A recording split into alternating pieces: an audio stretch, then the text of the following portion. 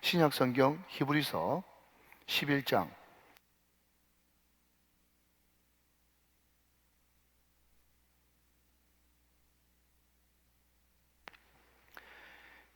1절로 6절의 말씀. 네, 이 계시의 말씀을 저와 여러분이 한 절씩 교독하시고 마지막 6절은 함께 받들어 합독하실 때 살아계신 하나님의 음성을 들을 수 있기를 원합니다. 제가 먼저 1절을 받들어 읽겠습니다. 믿음은 바라는 것들의 실상이요 보이지 않는 것들의 증거니 이로써 증거를 얻었느니라.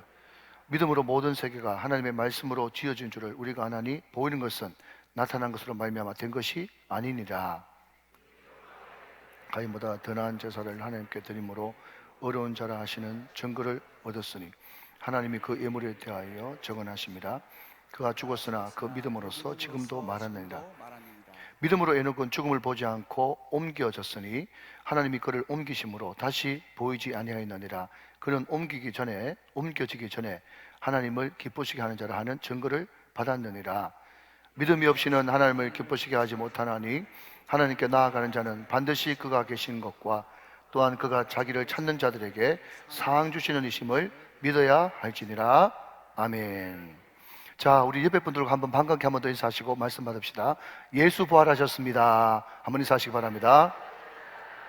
한 번 더 인사하실 때 말씀으로 우리의 믿음도 부활합시다. 한번 인사하시기 바랍니다. 말씀으로 우리의 믿음도 부활합시다. 할렐루야. 아시다시피 지금 우리는 예수님의 사람 시리즈로 말씀을 쭉 듣고 있습니다. 이번 주 제목은 믿음으로 사는 사람이라는 제목인데 오늘 특별히 부활의 아침을 맞이해서 저는 제목을 좀 바꿔서 믿음의 부활, 믿음으로 사는 사람 이런 제목으로 하나님의 말씀을 전가하고자 합니다. 믿음이 부활한다. 제가 은빛 이야기를 들었을 때 두 가지 개념이 생각났어요. 하나는 내가 이때까지 알고 있었던 그 믿음이 잘못 알고 있는 믿음이었는데 오늘 말씀을 들음으로 말미암아서 믿음이 무엇인가에 대해서 새롭게 깨닫고 알게 되었다. 이것도 믿음의 부활일 수 있고, 또 하나는 내 안에 옛날에는 그 믿음이 가득 찼었는데 어느 순간 믿음이 식고 옅어지고 희미해졌는데 오늘 예배와 말씀을 통해서 내 믿음이 새롭게 뜨겁게 강하게 변화되었다. 이것을 다른 말로 하면 믿음의 부활이다. 이렇게 바꿀 수도 있겠죠. 오늘 우리는 히브리서 11장을 펴놨습니다. 우리가 잘 알다시피 히브리서 11장을 우리는 무슨 장이라고 불러요? 믿음장이라고 부릅니다. 어떤 사람은 믿음의 명예의 전당 이렇게 부르기도 합니다. 네, 맞습니다. 믿음장이고요. 이 믿음장 안에 아벨부터 시작해가지고 다윗과 선지자까지 주옥 같은 믿음의 선진들의 이름이 쭉 기록되어 있습니다. 그런데 말입니다, 우리가 지금 살펴보고 있는 이 히브리서가 절대로 쉬운 책이나 만만한 책이 아니거든요. 어떤 사람은 이것을 신약에 등장하는 구약이다 이렇게 이야기합니다. 무슨 이야기인가 하면 1장부터 시작해서 우리가 살펴보는 11장 전인 10장까지 구약의 이야기들이 쭉 나열되어 있어요. 그러니까 이 히브리서를 제대로 이해하기 위해서는 구약도 알아야 되고 신약도 알아야 되고 신학도 알아야 되고, 그러니까 창세기부터 말라기까지 성경 전체를 관통하는 그런 시야가 있어야만 히브리서를 제대로 이해하고 은혜 받을 수가 있습니다. 그러나 여러분의 탁월한 담임 목사인 여러분의 담임 목사가 이 히브리서를 간단하게 여러분 요약을 해본다면 히브리서에서는요 이런 내용들이 들어가 있습니다. 탁월하신 예수 그리스도, 그분은 천사보다 나은 분이다. 모세보다 나은 분이다. 안식일보다 위에 있는 분이다. 아론을 비롯한 대제사장들보다 더 훌륭한 분이 바로 예수 그리스도다. 그래서 구약에 등장하는 모든 인물, 모든 제사, 모든 의식은 다 예수 그리스도, 그분을 가르쳐주는 그림자요 모형이고 실체와 실상은 바로 예수 그리스도 한 분이다. 그것이 히브리서를 딱 한마디로 요약하는 핵심 키워드가 되어지는 것입니다. 그런데 여러분, 이 구약 전체를 이렇게 이야기를 하다 보니까 히브리서가 참 어렵잖아요. 그래서 제가 강해 설교를 해보면요 1장부터 10장까지 사람들은 긴가 민가 이것을 프랑스 말로 알쏭달쏭, 독일어로 에메모흐. 사람들이 이게 도대체 무슨 말인가 이렇게 긴가민가할 때가 많단 말이죠. 그렇게 고심하고 어렵게 1장부터 10장까지 공부를 하다가 갑자기 11장으로 딱 넘어가니까 아는 말이 나왔잖아요. 믿음은 바라는 것들의 실상, 보지 못하는 것들의 증거. 그리고 오늘 우리의 핵심 요절, 암송 구절인 히브리서 11장 6절 말씀에 보면 믿음이 없이는 하나님을 기쁘시게 하지 못하나니 하나님께 나아가는 자는 반드시 그가 계신 것과 그가 자기를 찾는 자들에게 상 주시는 이심을 믿어야 할지니라. 믿음으로 아벨은, 믿음으로 아브라함은, 믿음으로 이삭은, 또 믿음으로 사라는, 믿음으로 막 나오니까요. 믿음 너무 좋아하고 잘하는 과목이거든요. 그러니까 1장부터 10장까지는 깡그리 이제 모든 것을 다 포기해버리고 믿음! 그래! 성경 뭐 어렵게 믿을 거 없어. 믿음이면 돼. 믿음이 최고야! 하면서 갑자기 믿음 애찬론자 내지는 믿음 우상론자가 돼가지고 앞에서 배운 모든 것은 깡그리 다 무시해버리고 나중에는 믿음밖에 없는 거예요. 여러분, 이것이 히브리서 11장을 해석하지 못하고 히브리서를 해석하지 못하는 잘못된 성경 관점입니다. 11장이 너무 파괴력이 세고 흡입력이 세니까 앞에 모든 것을 다 잊게 만들어버리는 그런 부작용이 있다는 거죠. 자, 여러분, 우리에게 익숙한 히브리서 11장 1절 말씀은 우리들에게 이렇게 말씀하고 있습니다. 자, 앞을 보실까요? 믿음은 바라는 것들의 실상이요 보이지 않는 것들의 증거다.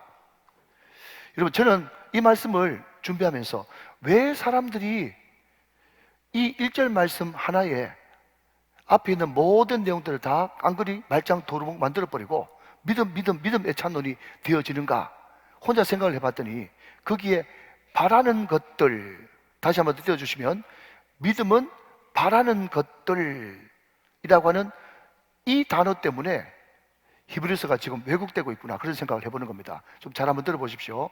우리 초등학교 1학년 우리 친구한테 미안해요. 잘 한번 들어보시면 굉장히 들어볼 만한 이야기란 말이에요. 자, 여러분, 우리가 흔히 히브리서 11장 1절 말씀을 들으면서 어떤 설교를 들었죠? 여러분, 믿음을 굳세게 하십시오. 흔들리지 마십시오. 확신을 가지십시오. 여러분이 무엇을 바랍니까? 성공을 바랍니까? 출세를 바랍니까? 자녀들에 대한 기도 제목이 있습니까? 여러분 바라는 소원이 있습니까? 그것을 흔들리지 말고 확실히 가지고 있으면 그 바라는 것들이 반드시 때가 되었을 때에 실상 여러분이 원하는 대로 더 크게 역사하실 줄로 믿습니다. 이렇게 아멘하면 큰일 나는 거죠. 이게 이제까지 계속 우리가 들어왔던 히브리서 11장 말씀의 강의 설교였어요. 여러분, 바라는 것, 네, 맞습니다. 방금 여러분이 생각했던 거 그거 맞아요. 그런데 여러분, 오늘 히브리서 12장 1절은요 바라는 것, 그러면 여러분들이 가지고 있는 그 소원, 당장 계약될 그 계약, 자녀 문제, 물질 문제, 건강 문제, 내가 오랫동안 기도했던 기도의 소원, 이것이 바라는 것들이 아니라는 것을 먼저 여러분들이 인식하셔야 된다는 거예요. 그러면 이 바라는 것이 뭐냐 하면요, 히브리서 1장부터 10장까지 쭉 들어있는 내용이에요. 여러분, 이스라엘 백성들은요 유대인들로 태어나가지고 일평생 바라는 것이 있었어요. 그게 뭐냐면요, 제사함을 받는 거예요. 여러분, 제사함을 그렇게 받고 싶어서 그 유대인들은 대속죄일 1년에 한 번 짐승을 바쳤고, 내가 죄를 짓고 죄를 생각할 때마다 수시로 짐승의 피를 흘리면서 속죄 제사를 드렸어요. 5대 제사 아시죠? 번제, 소제, 화목제, 속건제, 속죄제. 그 제사를 늘 드리면서 제사를 드리는 것이 일평생 그들의 평상시의 모든 삶이었어. 그렇게 늘 짐승의 피를 흘리면서 제사를 드리는 이유는 딱 한 가지, 속죄함을 받는 거예요. 그래서 주님 앞에 죄를 사면받는 것이죠. 그래야 어렵게 되니까요. 왜 의가 필요한가 하면 그래야 하나님의 보좌 앞으로 나갈 수 있고, 그래야 택한 백성, 천국 백성, 천국에 들어갈 수가 있거든요. 근데 그 죄 가지고는 기도도 못하고 천국 백성도 못 된단 말이죠. 그러니까 어떻게 하든지 내가 제사함 받고 의롭게 되어지고 기도 드릴 수 있고 천국 백성 되는 것이 그들의 평생 소원, 바라고 받는 것이었어요.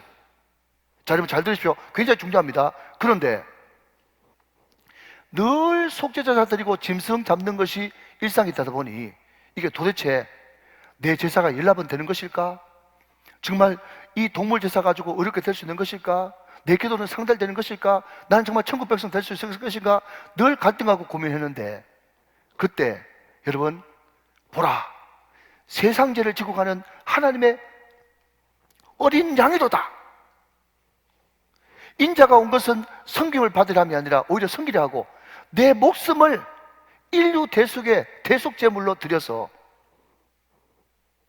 나는 대속물로 여러분들에게 주기 위해서 내가 이 땅에 왔다 하면서 하나님의 아들이신 예수 그리스도가 영단번, 영원한 제사, 단번의 제사, 완전한 제사를 주님 앞에 십자가에서 드림으로 말미암아서 모든 죄 문제 십자가에서 해결하시고, 그분이 장사한 지 사흘 만에 부활하심으로 우리의 의 문제 해결하시고, 그분이 우리의 죄 문제를 다 해결해 주심으로 말미암아서 여러분 지성소의 휘장이 위에서부터 아래로 쫙 갈라지면서 누구든지 예수의 이름으로 예수의 피 공로를 힘입어 주님의 보좌 앞에 나가기만 하면 은혜의 보좌 앞에 담대히 나가서 기도할 수 있는 특권을 얻게 되고, 그 이름을 믿는 자들은, 영접하는 자들은 하나님의 자녀, 하나님의 자녀가 되는 권세, 천국 백성의 권세가 되는 능력을 주셨으니, 사실 여러분 따라서 바라는 것이 뭐냐? 바라는 것은 오직 단번에 모든 것을 속죄하고 의롭게 하고 기도 응답받게 하고 천국 백성 만드는 그것을 바라시는데, 어느 순간 카이로스, 때가 참에 영단번에 영원한 대속제물 예수 그리스도가 이 땅에 오심으로 말미암아서 우리가 그토록 바라는 실체, 실상, 구약부터 예언되어 있는 메시아의 완판되시는 예수님이 이 땅에 오셨다는 거예요. 여러분 따라서, 여러분 한번 따라하실까요? 믿음은 예수님이다. 시작. 믿음은 예수님이다. 무슨 이야기인가 하면, 여러분 믿음이 확신도 아니고 이데올로기도 아니고 신념도 아니고 말이죠, 여러분이 소원하는 그 평생 소원이 그것이 여러분 바라는 것이고 믿음이 아니고, 믿음은 예수님이란 말이죠. 믿음은 예수님이다. 좀 더 들어보십시오. 여러분, 제가 공부를 해보니까 깜짝 놀랄 것이, 성경은 믿음의 책인데 믿음으로라고 하는 이 단어가 히브리서밖에 안 나와요. 모르셨죠? 놀랐죠? 그런데 여러분, 히브리서에 22번 믿음으로라고 하는 단어가 나오는데 그 중에 20번은 믿음장이라고 하는 히브리서 11장에 등장하고, 2번은 히브리서 10장 바로 앞에 장에 등장합니다. 그래서 총 22번이에요. 자, 여러분 그런 의미에서 앞장에 있는 히브리서 10장 22절 말씀부터 한번 보시죠. 우리가 마음의 뿌림을 받아 악한 양심으로부터 벗어나고 몸은 맑은 물로 씻음을 받았으니 참 마음과 온전한 믿음으로 하나님께 나아가자. 여기 믿음으로 나왔죠? 자, 여러분 좀 더 띄워놓으시고요. 우리가 하나님 앞에 나가기 위해서는 두 가지가 필요해요. 마음에 뭔가를 뿌려서 악한 양심에서부터 벗어나야 돼요. 여러분 여기서 뭔가를 뿌리는데 뭘 뿌립니까? 예수의 피! 예수의 피를 뿌려 악한 양심에서 벗어나는 거예요. 우리의 몸은요 맑은 물로 씻음을 받아야 돼요. 그러면 여러분 여기서 이야기하는 물은 어딜까요? 물은 무슨 물일까요? 여러분 그 찬양 아십니까? 온몸에 물과 피를 다 흘리셔서. 아멘이시죠? 우리 예수님께서 십자가에 못 박히실 때 로마 병정에 의해서 굵은 창자국으로 허리에 찌르시는데 그 허리를 창으로 찌르니 거기에서 물과 피가 흐르더라.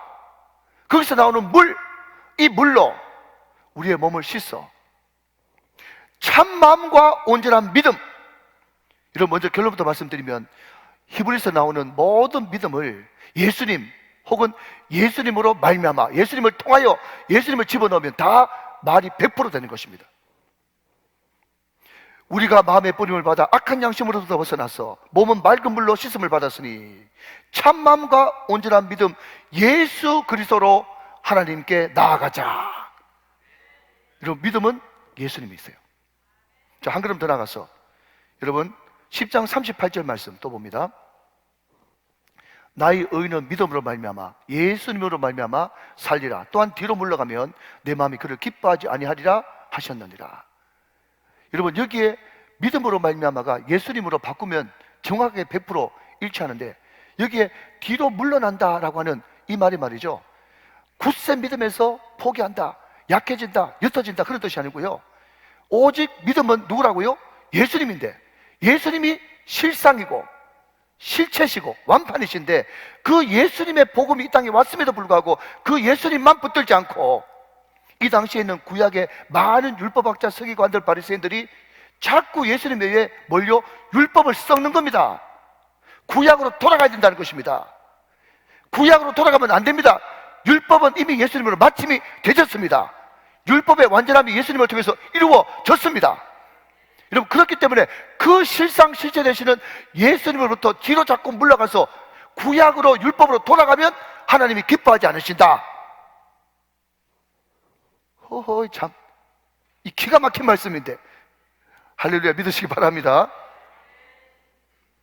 그래서 여러분, 믿음은 예수님이고요, 오직 믿음의 대상은 예수님이다. 그러니까 여러분, 믿음이 예수님이기 때문에 우리가 오직 의인은 예수님으로 말미암아 살아야 되기 때문에, 여러분, 이 책은 끊임없이 뭘 강조합니까? 나는 죽고 예수로 사는 삶. 내가 그리스도와 함께 십자가에 못 박혔는데 이제는 내가 산 것이 아니요 오직 내 안에 그리스도 예수께서 사신 것이다. 이제 내가 육체 가운데 사는 것은 나를 사랑하사 나를 위하여 자기 자신을 버리신 하나님의 아들을 믿는 믿음 안에서 사는 것이다. 예수로 살아야 된단 말이죠. 이것을 다른 말로 바꾸면 예수 동행이고 24시간 365일 주님 바라보는 것이에요. 이게 믿음의 삶이고 의인의 삶이 이렇게 변화되어야 된다는 것입니다. 제가 좀 전에 말씀드렸듯이, 여러분, 믿음이라고 하는, 특별히 히브리서 11장에 믿음은 믿음으로라는 단어를 다 예수님으로 바꾸면 100% 맞다고 말씀을 드렸습니다. 자, 그런 의미에서 히브리서 11장 1절부터 3절까지 말씀 앞을 보시면서 여러분, 믿음 대신에 예수님으로 바꿔서 같이 한번 읽어보도록 하겠습니다. 같이 읽습니다. 시작. 예수님은 바라는 것들의 실상이요 보이지 않는 것들의 증거니 선진들이 이뤄서 증거를 얻었느니라. 예수님으로 모든 세계가 하나님의 말씀으로 지어진 줄을 우리가 아나니 보이는 것은 나타난 것으로 말미암아 된 것이 아니니라. 아멘.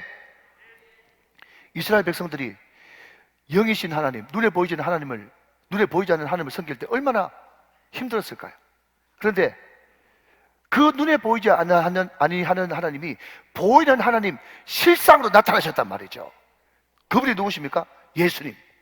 예수님이 이 땅에 육신의 몸을 입고 성육신 하셔서 오신 걸 보니까 하나님이 계시다는 것이 증거로 확인됐다는 것입니다. 믿으시면 아멘. 그러니 따라서 여러분, 믿음은 확신도, 이데올리기도, 신념도, 내 마음속의 소원도 아니고 오직 믿음은 예수님이다. 그 예수님 믿고 예수님 바라보고 예수님과 동행하는 삶, 이것이 바로 믿음으로 사는 의인의 인생이다. 믿으시면 아멘 하시기 바랍니다. 자, 한글로 들어가서, 그렇다면 믿음의 실상, 믿음의 실체 되시는 예수님을 기쁘시게 하는 믿음은 어떤 믿음인가 하는 것입니다. 5절 말씀 같이 보시죠. 믿음으로 에녹은 죽음을 보지 않고 옮겨졌으니 하나님이 그를 옮기심으로 다시 보이지 아니하였느니라. 그는 옮겨지기 전에 하나님을 기쁘시게 하는 자라 하는 증거를 받았느니라. 그랬어요. 자, 여러분, 우리가 교회 안에서 믿음 하도 믿음 소리를 많이 들으니까 믿음이 아무것도 아닌 것 같지만, 이 믿음이 아무것도 아닌 것이 아니라 대단한 게, 내 마음속에 믿음이 있으면 하나님이 기뻐하신다는 거예요. 여러분, 우리는 성공 완전 성공에 매달리고 있지만, 우리가 인생 살면서 우리가 앞으로 죽어서 천국 가서 또 이 땅에 있으면서 천국을 누리면서 우리에게 가장 큰 축복이 있다면, 어느 날 갑자기 하나님께서 나한테 나타나셔서 사랑하는 아들아, 사랑하는 딸아, 내가 너를 기뻐한다. 내가 너를 보니 참 기쁘다. 이것이 우리 인생의 가장 큰 성공 아니겠습니까? 그런데 그런 칭찬을 누가 받을 수 있는가 하면요, 에녹처럼 믿음이 있는 사람만이 그 칭찬을 받을 수 있단 말이죠. 믿음은 하나님을 기쁘시게 하는 강력한 힘이다 하는 것이죠. 여러분, 성경 보면 에녹이 65세에 무드셀라를 낳고 300년 동안 하나님과 동행하다가 죽음을 보지 않고 하늘로 옮겨진 사람입니다. 아이고 부러워라. 에녹은 죽지도 않고 하나님께 바로 불려 올라갔네. 참 부럽죠? 그런데 여러분, 이 동행이라고 하는 이 말을 두고 어떤 분이 이런 이야기 하더라고요. 참 재밌는 말을 하셨는데, 여러분, 그냥 하나님을 의논하는 겁니다. 65세에 에녹이 하나님을 제대로 만나가지고 그때부터 300년 동안 쭉 동행하는 거예요. 그러니까 한 번은 하나님의 집에, 한 번은 에녹 집에, 한 번은 하나님의 집에, 언제 아멘 할지 시간 없어 죽겠는데, 에녹 집에, 하나님 집에, 에녹 집에 계속 왔다 갔다 하다가 어느 날 하나님이, 야, 왔다 갔다 하는 거 너무 힘든다, 그냥 같이 살자, 그래가지고 데리고 갔다는 거예요. 못 알아들으시는 두 분 계시네. 여러분, 여기에 신혼부부가 또 있어요. 여기도 신혼부부 계시네요. 그런데 여러분 아련한 예촉을 한번 떠올려 보십시오. 제가 어느 글에 보니까 남자 집은 파주, 여자 집은 여주, 편도 2시간, 왕복 4시간 걸리는데 이 남자가 꼭 여주까지 데려다 주고 파주 가는 거야. 왕복 4시간이야. 자매가 하는 말이, 오빠, 내일 아침에 아침 일찍부터 회의 있다며 나 데려다 주고 가면 4시간인데 밤 꼴딱 새까지 어떡할까, 그냥 가. 그랬더니 남자가 하는 말이, 오빠는 운전이 취미야. 오빠는 운전이 취미래요. 그러면서 여러분, 미친 것처럼 돌아다니던, 파주 한번 갔다가 여주 한번 갔다가, 파주 한번 갔다가 여주 한번 갔다가, 어느 날 자매가 보니까 자기 남자친구가 이제 다크서클이 이만큼 내려와가지고 곧 죽겠거든. 그러니까 자매가 하는 말이, 오빠, 그냥 왔다 갔다 하지 말고 그냥 같이 살까? 그래가지고 결혼했다 아닙니까? 기억도 안 나시죠? 여러분, 그게 바로 에녹의 동행이었다는 거예요. 여러분, 그래서 에녹을 볼 때 말이죠, 에녹을 볼 때, 아이고, 에녹은 죽지도 않고 하늘나라 올라갔네, 너무 부럽다, 그걸 부러워하지 마시고, 에녹이 하나님과 영원히 동행했기 때문에, 늘 동행했기 때문에 하나님께서 그 믿음 보시고 하나님께서 기뻐한다고 하는 그 말을 들었다는 것이 가장 큰 상급인 것입니다. 또 하나 여러분, 우리가 알 것은 결단코 이 땅의 삶과 여러분 천국의 삶이 뚝뚝 단절되는 것이 아닙니다.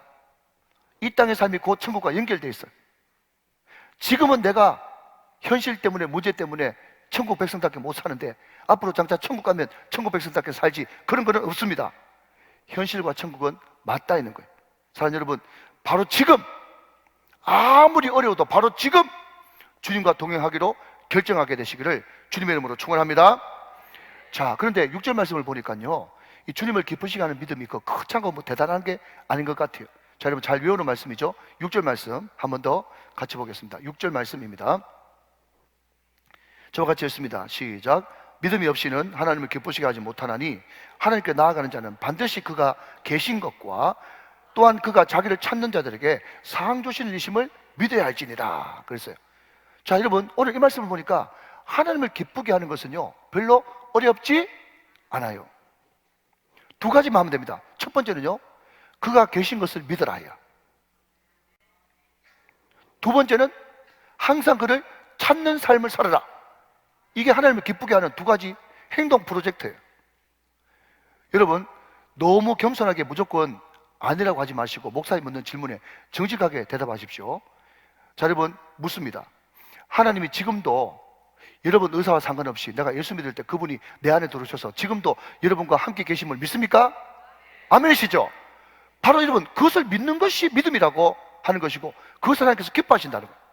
그 유명한 스바냐 3장 17절 말씀 보니까 너희 하나님 여호와가 너의 가운데 계시니 그런 구원을 베푸실 전능자시라.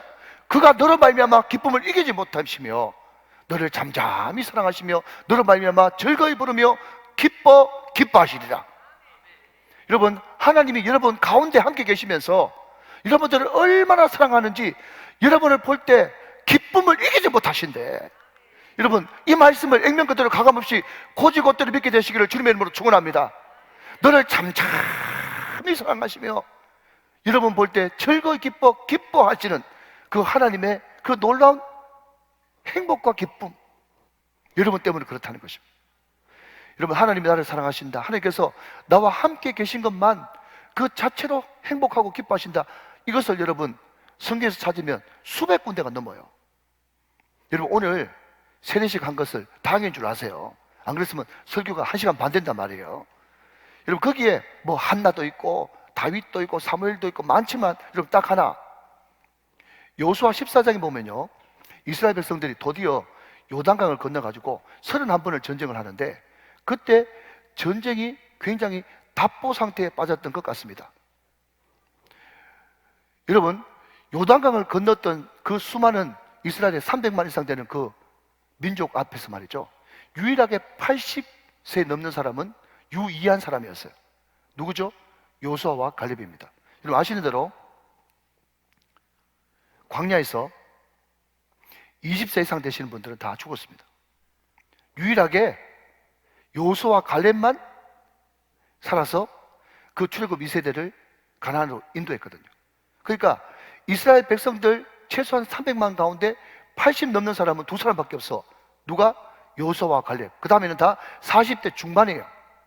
그러니까 왜 요수아와 갈렙만 80 넘었지? 이렇게 생각하시면 성경을 잘 해석을 못하는 거예요. 그 젊은 사람들 다 놔두고 85 노인이 하루는 요수아를 찾아가가지고 거인족에 있는 그 헤브론, 성읍이 견고한 헤브론, 가장 험지, 가장 위험한 곳, 그 헤브론을 내게 주십시오. 이 산지를 내게 주소서. 그렇게 요청했단 말이죠. 여러분, 이것은 객기도 만영도 욕심도 아닙니다. 자기 과시도 아니에요. 그러면 그 젊은 사람들 다 놔두고 그 85세 된 그 갈렙이 왜 요수아에게 찾아가서 모든 사람들이 힘들어하는 그 헤브론, 그 땅을 달라고 했을까? 성경은 명확하게 여호수아 14장 12절 말씀에서 이렇게 이야기하고 있습니다. 보십시오. 이 산지를, 그날에 여호와께서 말씀하신 이 산지를 지금 내게 주소서. 당신도 그날에 들으셨거니와 그곳에는 아락 사람이 있습니다. 그 성읍들은 크고 견고할지라도 견고합니다. 시작. 여호와께서 나와 함께 하시면 내가 여호와께서 말씀하신 대로 그들을 쫓아내리이다. 이렇게 갈렙이 여러분 선포할 수 있었던 것은요, 여호와께서 함께 하시다는 것을 갈렙이 믿었기 때문에 그게 가능했다는 거예요. 여호와께서 지금도 여러분과 함께 계십니다. 여러분, 여호와께서 함께 계시다, 이것이 뭐 대단한 것이 아니라고요. 여러분, 이 구절 아십니까? 보라, 천녀가 잉태하여 아들을 낳을 것이요 그 이름을 임마누엘이라고 하리라. 임마누엘, 번역한 즉 하나님이 우리와 함께 계시다. 여러분, 여호와께서 함께 계시는 것이 임마누엘이고, 임마누엘이 예수님의 이름인 것입니다. 그러니까 여러분, 믿음은 예수님이죠. 그 예수님과 24시간 동행하는 거, 24시간 주님을 바라보는 거, 나는 죽고 예수로 사는 삶, 이것이 바로 믿음이라는 거예요. 믿음. 왜? 믿음은 예수님이니까. 믿으시면 아멘. 여러분, 한 젊은 크리스찬 변호사가 말이죠, 변호사 사무실을 개업을 하고 두 사건을 이제 수임을 했는데, 하나는 이집트에서 신앙 문제 때문에 이제 한국으로 와서 난민 신청한 그 아메드라고 하는 한 청년의 사건을 수임을 했고, 또 하나는 서울에 있는 어느 아파트에 무슨 분쟁이 생겨가지고 노인정의 대표 할아버지 두세 분이 와가지고 이 사람한테 사건을 이제 맡긴 거예요. 여러분, 이집트 난민 할아버지 완전 다른 두 종류의 사람이에요. 그런데 자기가 이 두 사건을 동시에 처리하다 보니까 공통점을 세 개 발견했어. 첫 번째, 돈이 안 된다는 거예요. 돈이 안 돼. 두 번째, 무슨 말인지 말귀를 못 알아들어. 이 난민이 와가지고 말이죠, 사장님 나빠요. 여러분, 혹시 블랑카 아십니까? 사장님 나빠요, 블랑카. 그러니까 이 사람이 한국 와가지고 여러분 한국말 얼마나 배웠겠어요? 그러니까 무슨 말을 하긴 하는데 못 알아들어. 노인들 몇 번 와가지고 무슨 말을 하긴 하는데 과음을 질러서 말귀를 못 알아들어. 세 번째, 이 두 사람들이 말귀를 못 알아듣는데 말이 많아. 이 세 가지 공통점이 있는 거예요. 그런데 여러분, 그러니까 이 소송을 준비하는데 너무 이 젊은 크리스찬 변호사가 힘들었대요. 그런데 그 뒤에 후일담을 들어보니까 너무 그 일을 해주는데 보람있고 기뻤대. 이렇게 어려운 소송인데 왜 돈도 안 되는데 마음이 기쁘고 보람있냐 했더니요, 세 가지 이유가 있는데, 첫 번째는요, 이 두 분류의 사람들이 자기를 만나는 것을 너무 기뻐한대. 그리고 두 번째는요, 이분들이 자기를 너무 믿고 신뢰해 준다는 거예요. 세 번째는 자기는 아직까지 변호사 개업한 지 얼마 안 된 실출렉인데 이분들이 이야기하는 걸 들어보면 자기를 대한민국 최고 변호사로 올려준다는 거예요. 자기가 그 간증을 그 법조인, 기독 법조인 모임에서 이렇게 간증을 하면서 뭐라고 이야기하는가 하면, 나도 이런데 하나님도 그렇다는 거예요. 하나님이 누구를 기뻐하시는가 하면요, 여러분, 하나님 그분을 만나기를 너무 기뻐하는 사람, 하나님 그분을 너무 믿고 신뢰해주는 사람, 하나님이 천지의 주제이십니다, 하나님은 전능하신 분이고 하나님은 못할 것이 없는 분이십니다 하면서 항상 하나님께 최고라고 엄지척을 하면서 고백하는 사람, 그 사람을 하나님이 기뻐하신다는 거예요. 여러분, 믿으시면 아멘 하시기 바랍니다. 여러분, 절대로 성경은 어렵지 않습니다. 성경이 만약에 어렵다 그러면 이제 갓 예수 믿는 사람들, 연세 높으신 어른들, 여러분, 배움이 짧은 사람들이 어떻게 예수 믿고 구원받겠어요? 여러분, 구원받고 신앙생활하는 거 어렵지 않습니다. 제가 말씀드렸죠. 여러분, 믿음, 신앙은 이순신이라고. 자, 한번 따라합시다. 믿음은 이순신. 시작. 믿음은 이순신. 이순신이 뭐죠? 이 순종, 이 신뢰. 내가 할 수 있는 것은 순종하고 할 수 없는 것은 신뢰하면서 나가는 것이 믿음이란 말이죠. 여러분, 하나님을 기뻐하고 또 하나님을 믿어드리고 신뢰하고 하나님 만나는 것을 너무 기뻐하고 하나님을 최고로 여기는 사람, 믿음은 이순신. 사랑하신 여러분, 오늘 항상 하나님을 기쁘시게 하고 하나님을 신뢰하고 믿어드리는 저와 여러분 다 되시기를 주님의 이름으로 축원합니다. 하나님이 그 사람에게 함께 하신단 말이죠. 자, 마지막으로 하나님이 기뻐하시는 믿음 두 번째는요, 자기를 찾는 자입니다. 히브리서 11장 6절 전반절에 하나님께 나아가는 자는 반드시 그가 계신 것과 또한 그가 자기를 찾는 자들에게 상 주시는 이심을 믿어야 할지니라. 여러분, 여기에 찾다라고 하는 이 단어가 헬라어로 에크제테오라는 단어를 쓰는데요, 이것은 그냥 대충 찾는 것이 아니라 누가복음 15장의 드라크마 비유처럼 찾을 때까지 찾는 거. 그러니까 이것을 여러분 번역하니까 찾다, 조사하다, 예스다, 이런 뜻을 가지고 있어요. 그러니까 이 찾다, 에크제테오는요, 굉장히 강렬하면서도 강력한 단어가 찾다라는 단어예요. 여러분, 제가 늘 강조하는 대로 구원은 일방적으로 받지만 믿음은, 신앙은, 특별히 기도는 그분과의 교제는 항상 쌍방통행이 돼야 됩니다. 그게 신앙이에요. 그게 믿음이에요. 잠언 8장 17절 말씀 보니까 나를 사랑하는 자들이 나의 사랑을 입으며 나를 간절히 찾는 자가 나를 만날 것이니라. 사무엘상 2장 30절 하반절에 보니까 나를 존중히 여기는 자를 내가 존중히 여기고 나를 멸시하는 자를 내가 경멸하리라. 하나님께서 나에게 말씀하실 때, 하나님, 제가 오직 믿음, 오직 순종으로 당신이 말씀하시면, 주님께서 말씀하시면 아멘하는 교회, 아멘하는 성도 되겠습니다, 이런 마음을 가지고, 이런 자세를 가지고 주님께서 말씀하시는 것을 여러분 오직 믿음, 오직 순종으로 하나님 앞에 나아가는 이 사람을 하나님께서 기뻐하시고, 이 사람이 바로 하나님이 찾는 사람이기 때문에 하나님이 그런 사람에게 상을 주신다는 거예요. 여러분, 하나님이 주신 상이 뭘까요? 예, 여러분이 방금 생각하는 바로 그겁니다. 그게 상이에요. 그런데 여러분이 생각하는, 지금 생각하는 그 상보다 더 큰 상은요, 전능하신 하나님, 전지하신 하나님이 여러분을 만나 주시는 것입니다. 이게 가장 큰 상급이에요. 그리고 또 하나 상은요, 그 유명한 요한복음 5장 24절 말씀에 이렇게 말씀하고 있죠. 내가 진실로 진실로 너에게 이르노니 내 말을 듣고 또 나 보내신 이를 믿는 자는 영생을 얻었고 심판에 이르지 아니하나니 사망에서 생명으로 옮겼느니라 그랬어요. 여러분, 여기 있는 생명은요, 주님의 생명, 예수님께서 십자가에 못 박히심으로 내 모든 죄 문제 해결하시고 그분이 장사하신 삶 안에 부활하심으로 영원한 생명, 새 생명, 부활의 생명을 우리에게 영생으로 선물로 허락하여 주셨습니다. 여러분, 우리가 항상 영생, 생명을 이야기할 때 제가 묻는 질문이 뭐죠? 사랑하는 성도님, 영생이 뭡니까? 물어보면요, 70, 80% 이상이 다 오래 사는 거요, 영원히 사는 거요, 이렇게 이야기합니다. 여러분, 물론 그것도 맞죠, 양적으로요. 그렇지만 여러분 확실히 아십시오, 지옥에서도 영생합니다. 그것을 영벌이라고 해요, 특별히. 여러분, 지옥에서도 영생합니다, 천국에서도 영생합니다. 그렇기 때문에 여기서 이야기하는 여러분 영생, 생명은요, 단순한 양의 문제가 아니고 질의 문제인 거예요.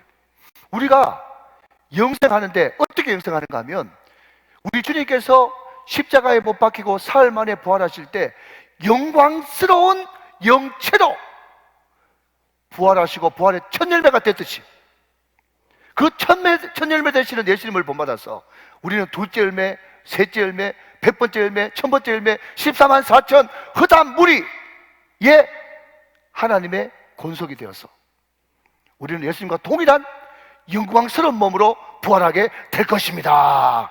그것이 저와 여러분에게 이 부활의 아침에 주는 여러분 가장 큰 상급이고 축복의 줄로 믿으시면 크게 아멘 하시기 바랍니다. 여러분, 영생과 생명, 이것이 가장 큰 상이라는 것입니다. 그럼 이제 말씀 듣겠습니다. 제가 우리 교회 부임할 때 교회가 참 어려웠어요. 교회가 어려우니까 제 마음속에 자연스럽게 나도 모르게 어떤 기도를 드렸는가 하면, 하나님, 우리 교회는 주님 오실 때까지 사람이 주인 되지 않는 교회 되었으면 좋겠습니다. 이것을 바꿔 말하면 하나님만이 주인 되시는 교회 되었으면 좋겠습니다. 이거 제 발음이었어요. 사람이 주인 되지 않는 교회, 하나님만이 주인 되는 교회, 이것을 어떻게 구체적으로 좀 실행해 볼까 생각했을 때 여러 가지가 있겠지만 지금 한국교회가 재정 문제 때문에, 물질 문제 때문에 제일 고통받고 있으니 우리 교회 재정을 정말 하나님께서 기뻐하시는 쪽으로만 흘려보내고 싶다, 그런 마음이 들었어요. 그래서 오래 계신 장로님들 또 우리 성도님들 아시겠지만 제가 새벽마다 여러분 새벽 기도를 인도하면서 내가 몸부림을 쳤어요. 하나님께서 우리 교회 물질의 복을 허락하시면 우리 교회가 다 잘 먹고 잘 쓰고 하는 것이 아니라 미자립 교회, 개척교회, 선교사님들, 노호천교회 많은 분들 돕고 섬기고 나누고 베풀겠습니다. 흘려보내겠습니다. 주님, 우리 교회 가운데 재정의 축복을 허락하여 주옵소서. 정말 절절하게, 간절히로 절절하게 제가 기도를 했어요. 근데 여러분, 하나님은 그냥 말만 한다고 아이고 그래 알았다 하면서 깜빡 속아 넘어간 분이 아니죠. 하나님은 그 기도가 정말 그 마음의 진이고 중심인가, 이것을 알아보기 위해서 하나님은 끊임없이 테스트 달아보시더라고요. 여러분, 몇 년 전에 강력한 태풍이 부는 바람에 우리 교회 지붕이 날아가 버렸어요. 참 황당하게 그지없었습니다. 그런데 우리도 지붕 날아가가지고 지금 보험회사 전화해가지고 보상을 얼마 받을까, 얼마 보상해줄까, 제대로 나오긴 나올까 마음이 불편한데 말이죠. 우리가 돕는 그 시골교회에서 목사님 한 분이 전화 왔어요. 전화 와서 하는 말이 뭔가 하면, 목사님, 이번에 태풍 오는 바람에 우리 교회 지붕 날아갔어요. 지붕 고치도록 돈 좀 보내주세요. 전화가 왔어. 제가 목구멍까지 올라왔어. 우리도 날아갔다. 우리는 지금 돈 얼마 나올지도 모르겠다. 그렇게 이야기하고 싶은데 우리 장로들과 의논해가지고 먼저 그 교회 지붕 우리가 먼저 고쳐줬어. 여러분, 이 시간에는 홍보하는 시간이 아니기 때문에 우리가 미자립 교회, 개척교회 어떻게 섬겼는지 다 일일이 다 말할 수가 없어요. 우리가 그렇게 어려워도 우리는 섬겼습니다. 그리고 지금도 여러분, 미자립 교회, 개척교회, 농어촌 교회 어려운 분들, 여러분 선교사님들한테 우리 교회 재정의 20% 이상을 지금도 보내고 있어요. 그런데 여러분 아시다시피 나라가 갑자기 이자가 확 올라갔잖아요. 2배 가까이. 최근자에 들어서 제가 볼 때 우리 교회 재정이 제일 지금 빡빡하게 지금 돌아가는 것 같아요. 쉽지 않습니다. 그런데 이 와중에 우리가 파송한 태국의 이영윤 선교사님이 20년 만에 계속 떠돌이 생활하다가 이제 생명수 비전센터라고 비전센터를 짓는다고 기도 제목을 보내오면서 땅을 이미 한 600평 가까이 샀는데 그냥 막대금을 5월 말까지 완납을 해야 되는데 8천만 원이 모자란다고 저한테 기도 제목을 보내왔어.